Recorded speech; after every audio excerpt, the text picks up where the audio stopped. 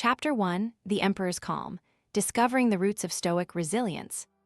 When Marcus Aurelius was a young boy in 121 C, he was thrust into a world of power and responsibility that felt more like a battlefield than a classroom. Yet the emperor's most remarkable weapon was not a sword, but an unshakable peace that could be seen in his quiet gaze as he faced the roar of the Roman Senate or the roar of a war council. Imagine, for a moment, the weight of 1,000 expectations pressing on a child who will one day command an empire.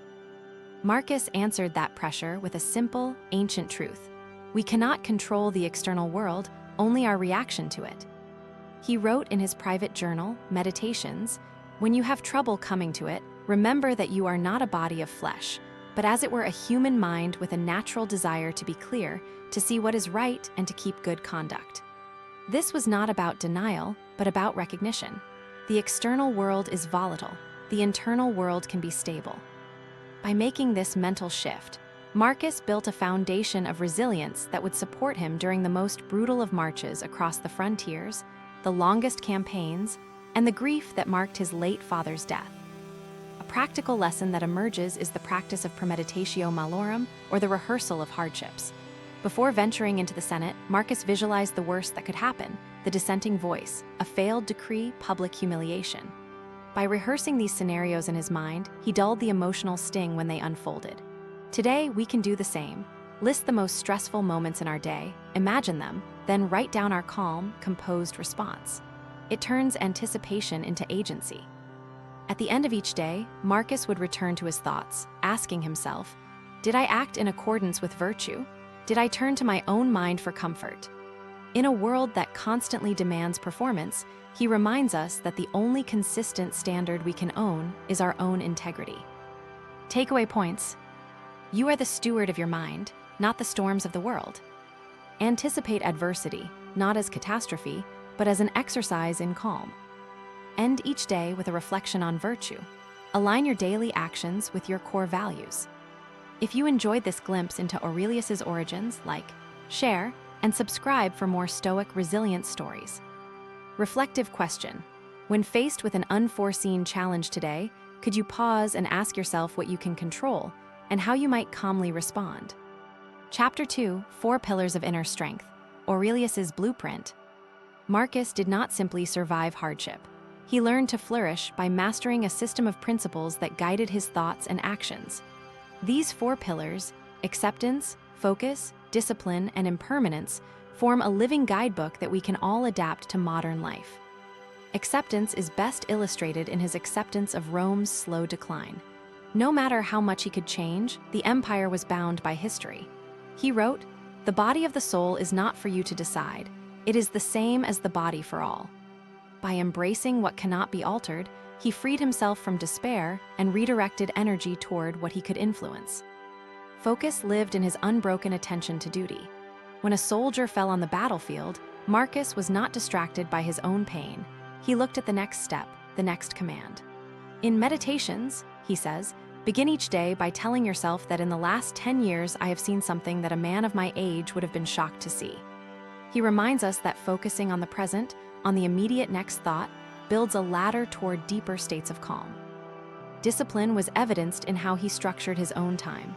Even during the longest campaigns, he set aside hours for writing, reflection, and training. It is nothing else but a mind that is kept under control, a will that is exercised, he wrote. Discipline is the practice of deliberately choosing actions that align with a purpose, especially when the path is fraught. Impermanence reminds us that change is constant, and even tragedies have a finite duration. Marcus said, "The universe is change. Our life is what our thoughts make it." By accepting that victories and losses are fleeting, one learns to cherish the path without losing hope. Applying these pillars today is straightforward. Acceptance: when deadlines pile up, ask, which events are outside my control? Accepting that some delays are part of reality lets us conserve energy for action. Focus: remove digital distractions for the first 30 minutes after waking. Engage fully in one task before moving on. Discipline: commit to a daily practice. Read a page of Stoic texts, exercise, or write journally for 10 minutes. Impermanence: during difficult feedback, Remind yourself that this moment is transient and part of long-term growth. Takeaway points. By anchoring yourself in acceptance, you reduce rumination. Focus tightens energy toward what matters. Discipline turns intention into habit. Impermanence provides perspective to keep moving forward. If these 4 pillars resonate, share and subscribe for deeper dives into Stoic practice. Reflective question. Which of the 4 pillars feels most relevant to your current challenges, and how can you start cultivating it today? Chapter 3, Warrior Mind in the Empire, How a Roman Emperor Embraced Stoicism. The greatest test of Marcus's Stoic resilience came not from philosophical debate, but from actual battlefields and political turmoil. He rode in the heat of the Hadrianic campaigns, faced a plague that cut the empire in half, and struggled with the sorrow of losing his beloved son. His example demonstrates that Stoicism is less about passive endurance and more about active engagement. When the Eastern legions rebelled, Marcus led the march himself, never shying from the mud, the march's fatigue, or the psychological strain. He reminded his men, "We do not get to be strong but by accident. We make it with deliberate practice." He made a habit out of praising discipline in others and holding himself to the same standard. It is a powerful lesson about the ripple effect of Stoic virtues. His actions became teaching moments that motivated many to adopt the same mindset. In a personal anecdote, he writes about his own failure. "A man can be given no more than what he is ready to accept." When a decree went wrong and people suffered, he did not blame the system or his enemies, but reflected on the limits of his own foresight and the imperfection of humans. He took responsibility and forged a new policy to reduce suffering.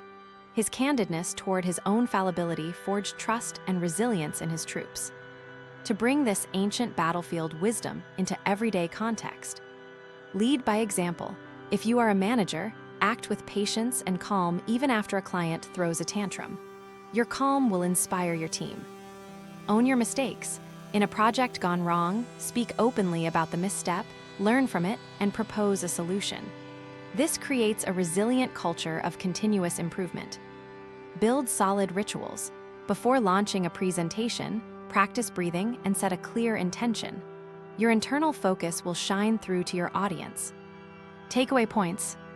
Resilience thrives when coupled with proactive engagement, not passive endurance. Personal accountability and openness to criticism strengthen communal resilience. Rituals and intentional practices anchor your psyche in chaotic moments. If you're ready to step onto the battlefield of your own life, share, and subscribe for more Stoic warrior strategies. Reflective question. How can you lead by example today, turning a challenging situation into an opportunity for collective resilience? Chapter 4, Modern-Day Armor, Applying Stoic Resilience in Everyday Life. Modern life delivers its own trials, global pandemics, social media pressure, and career uncertainty.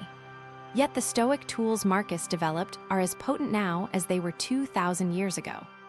1. Digital detox as acceptance practice. Marcus would often isolate himself from the noise of the Senate chambers to reflect.